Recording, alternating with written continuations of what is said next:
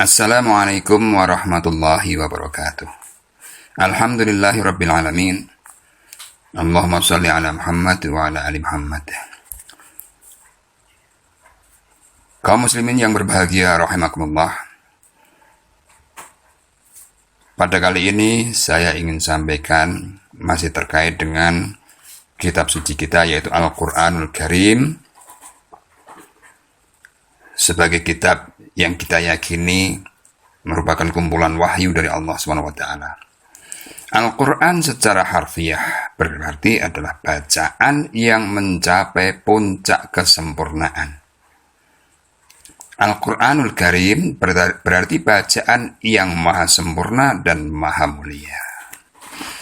Kemahamuliaan dan kemahasempurnaan bacaan ini agaknya tidak hanya dapat difahami oleh para pakar saja, tetapi juga oleh semua orang yang menggunakan sedikit saja akalnya. Tidak ada satu bacaan pun sejak peradaban tulis baca dikenal 5.000 tahun yang lalu oleh manusia, yang dibaca baik oleh orang yang mengerti artinya maupun yang tidak, kecuali bacaan yang maha sempurna dan maha mulia ini. Bahkan anehnya, juara membacanya pun seringkali diraih oleh orang-orang yang bukan merupakan bahasa ibu mereka. Kita telah sering mendengar bahwa banyak putra-putra dan putri-putri bangsa kita ini meraih juara pada MTQ tingkat internasional. Dan juga dari negara-negara lain yang bahasa ibu mereka bukanlah bahasa Al-Quran. Tidak ada satu bacaan pun selain Al-Quran yang dipelajari dan diketahui sejarahnya.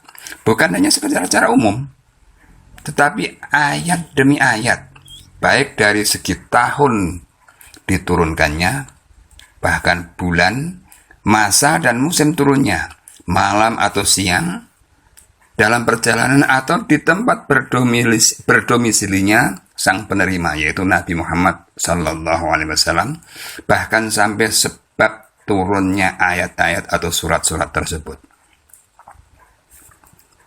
Tidak ada satu bacaan pun selain Al-Quran yang dipelajari redaksinya, bukan hanya dari segi penetapan kata demi kata dalam susunannya serta pemilihan kata tersebut, tetapi mencakup arti kandungannya yang tersurat maupun yang tersirat, sampai kepada kesan-kesan yang ditimbulkannya dan yang dikenal dalam bidang studi Al-Quran dengan istilah tafsir isyari.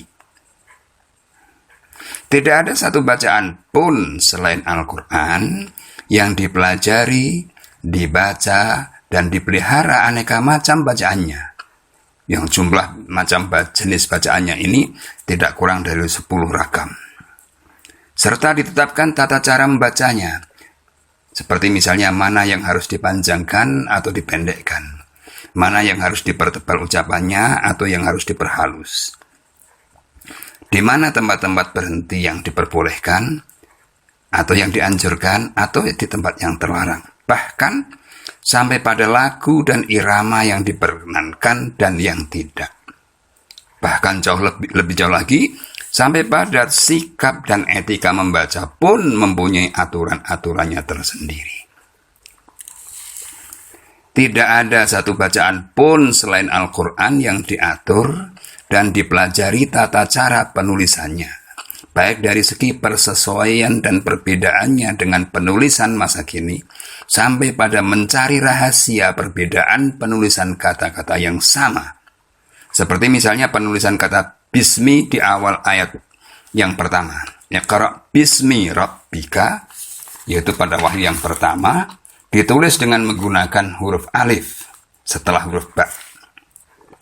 Sedangkan pada ucapan Bismillahirrahmanirrahim, yaitu ayat pertama dari surah Al-Fatihah, kata Bismi ditulis tanpa alif.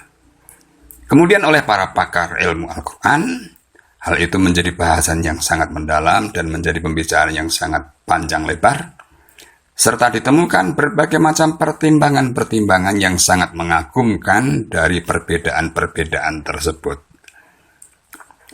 Pernahkah kita mengetahui satu bacaan yang sifatnya seperti ini? Tentu kita akan mengatakan tidak pernah.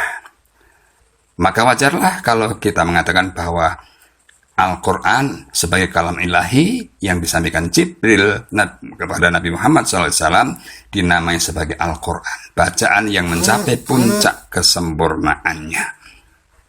Kita sebagai orang beriman, orang-orang mukmin tentu merasa bangga telah diberikan kepada kita kitab suci kita, yaitu Al-Quran, yang merupakan puncak kesempurnaan dalam hal bacaan yang tidak bisa ditemukan dalam jenis bacaan manapun di seluruh dunia ini sejak zaman dahulu kala sampai nanti di hari kiamat. Terima kasih. Barakallahu fikum wal afu minkum. Assalamualaikum warahmatullahi wabarakatuh.